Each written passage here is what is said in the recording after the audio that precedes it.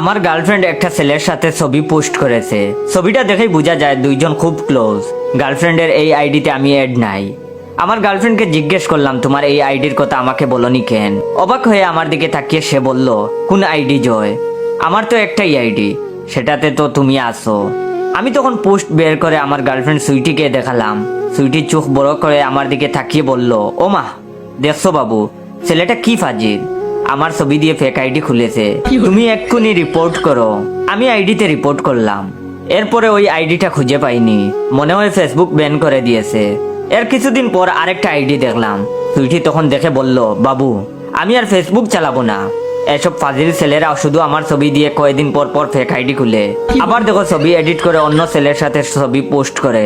ভাগ্যিস তুমি দেখছো, যদি আব্বু দেখতো তাহলে আমাকে মেরেই ফেলতো। সুইটির আব্বু আবার বিদেশে থাকেন। শুক্রবারে সুইটিকে কল দিলাম, দিয়ে বললাম, আজ বের হতে পারবা? তখন সে বলল, না বাবু, আজ বের হতে পারবো না। তাই আমিও ভেবেছিলাম শুক্রবারে আর বের হব না।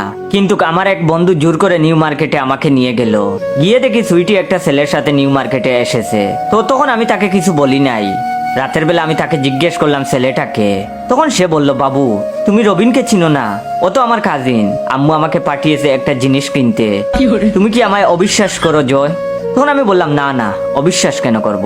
বলে রাখা ভালো, সুইটির সাথে আমার 2 বছরের সম্পর্ক। মেয়েটা খুবই ভালো, দেখতেও বেশ সুন্দর।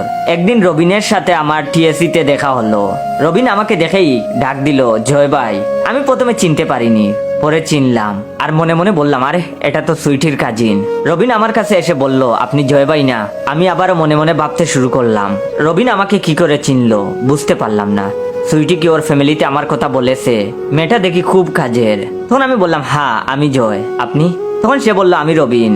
আর বলল, আপনি তো সুইটির কাজিন তাই না? আমি হতবাক হয়ে চেয়ে রইলাম। রবিন বলল, সুইটি আপনার কথা প্রায়ই বলে। আমি তখন বললাম, সুইটি আপনার কে হয়? তখন সে বলল, আপনি খুব ভালো মানুষ তাই বলছি।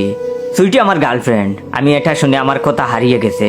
কোনো মতে নিজেকে সামলিয়ে জিজ্ঞেস করলাম, কতদিনের সম্পর্ক আপনাদের? তখন সে বলল, 3 বছর ভাই। ছেলে দেখি আমার সিনিয়র। আমি তখন তাকে বললাম, ভাই সময় আছে আপনার কাছে? তখন সে বলল, হ্যাঁ ভাই। ছেলের মুখে এখনো হাসি লেগে আছে।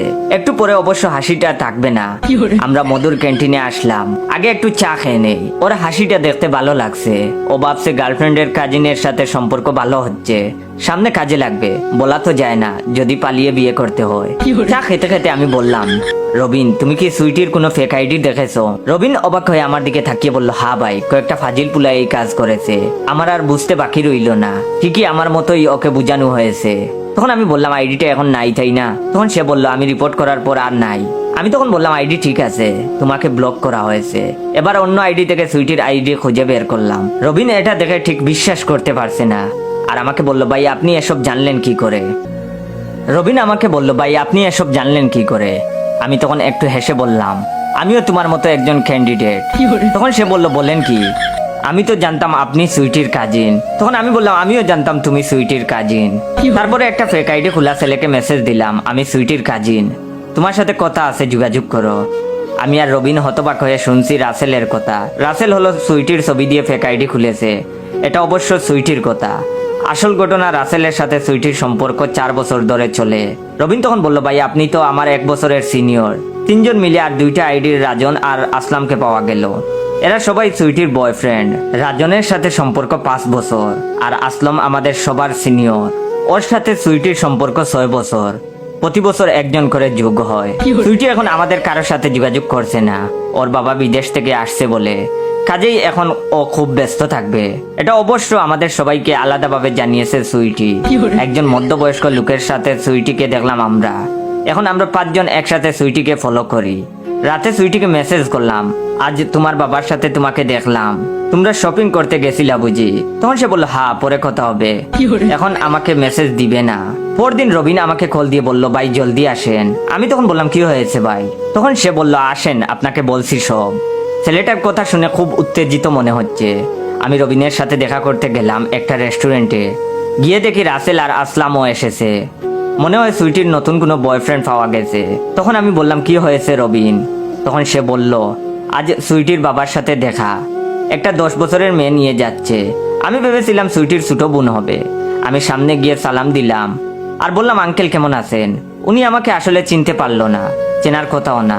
আমি তখন বললাম, আমি সুইটির ক্লাসমেট। তখন তিনি বললেন, আমাকে আঙ্কেল ডাকছেন কেন? তখন আমি বললাম, আপনি সুইটির বাবা না? তখন তিনি বিরক্ত হয়ে বললেন, সুইটি আমার স্ত্রী, এটা সুইটির মেয়ে।